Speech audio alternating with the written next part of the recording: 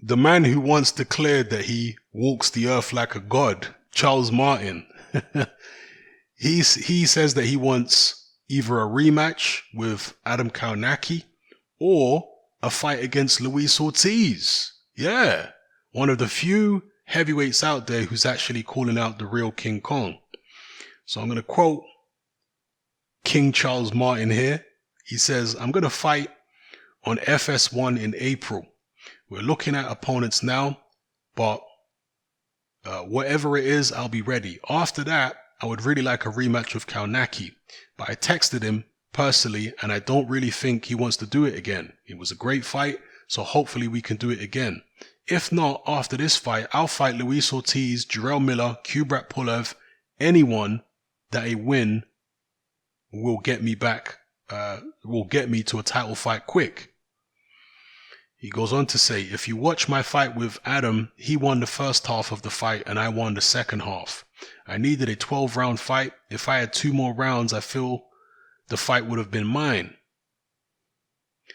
Adam is a real tough guy. He's one of the best heavyweights in the world, but he was active when I was coming off a year layoff. I trained hard for the fight, but it took me 4 or 5 rounds to get the rust off. Once I got the rust off, I guess it was a little too late.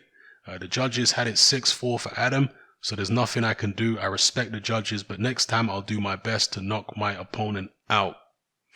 So those are the words of Charles Martin. Now, Martin did somewhat redeem himself in the eyes of the fans with his performance against Kownacki. He didn't win, but he did show heart, he did show toughness, and particularly in light of Kownacki's performance against Gerald Washington, he showed pretty good punch resistance, because those shots that had Gerald Washington all over the place and on the canvas didn't put Charles Martin on the canvas.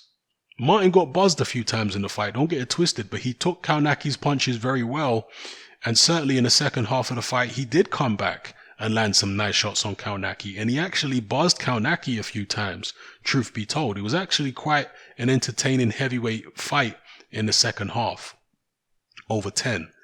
So could they run it back? I think it would be a step backwards for Kownacki, to be honest with you. He did take some shots from Charles Martin, and it was interesting in the second half of the fight, but he really needs to be pushing on and taking on, more highly ranked opponents rather than just rematching a guy he beat 1 or 2 fights ago. So I don't think there's really any reason for Kownacki to rematch Charles Martin at this point. Maybe down the line, but at this point, nah. And as far as the other names that he mentioned, he was talking about Jarrell Miller. He was talking about, who else did he mention here?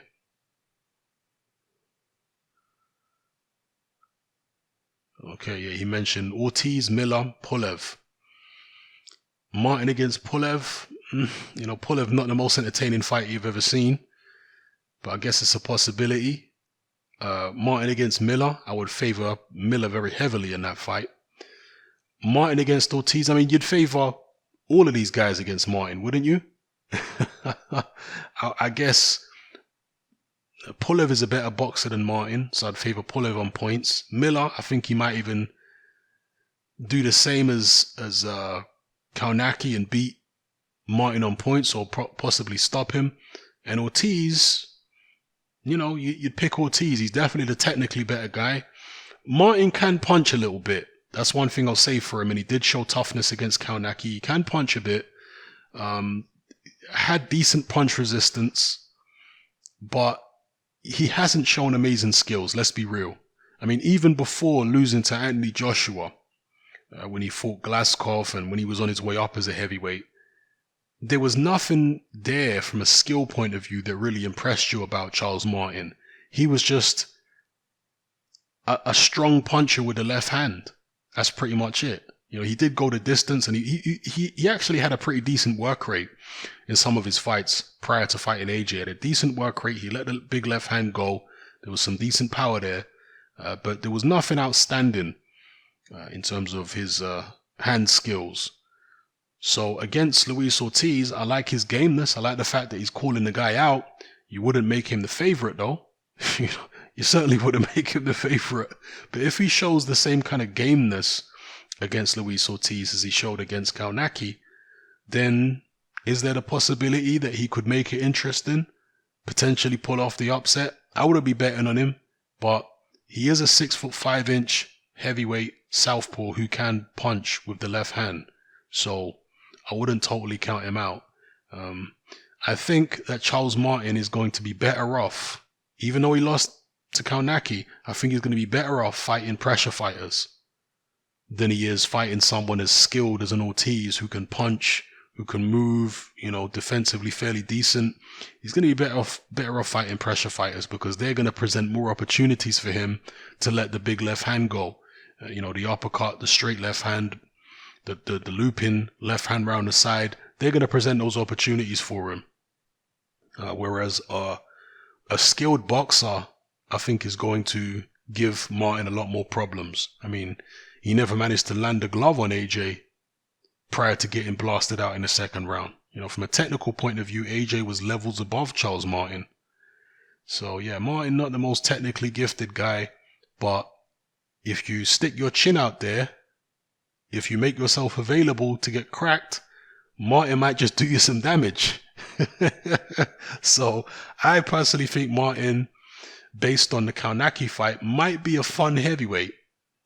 Potentially, we'll see. But if he can show that same kind of spirit moving forward in fights in the future, then maybe he'll be fun to watch. We'll wait and find out. Let me know what you guys think in the comment section below. How does Charles Martin do in a Kownacki rematch against Luis Ortiz, against Kubrat Pulev or Jarrell Miller? Drop it all below. It's happening. I'm out. Join me on Patreon. I upload a minimum of 2 podcasts every single week, covering a wide variety of controversial topics, as well as live stream Q&A sessions. Take a look on screen right now at some of the podcasts I've produced so far. For just $3 a month, the equivalent of about £2 a month, you get access to all my new podcasts and my entire back catalogue of past podcasts, including my popular Confessions of a Nightclub Bouncer series. You can listen on your computer or on your smartphone or tablet by downloading the Patreon app from the Google Play Store or the App Store for free. The Patreon app also allows you to download each podcast in MP3.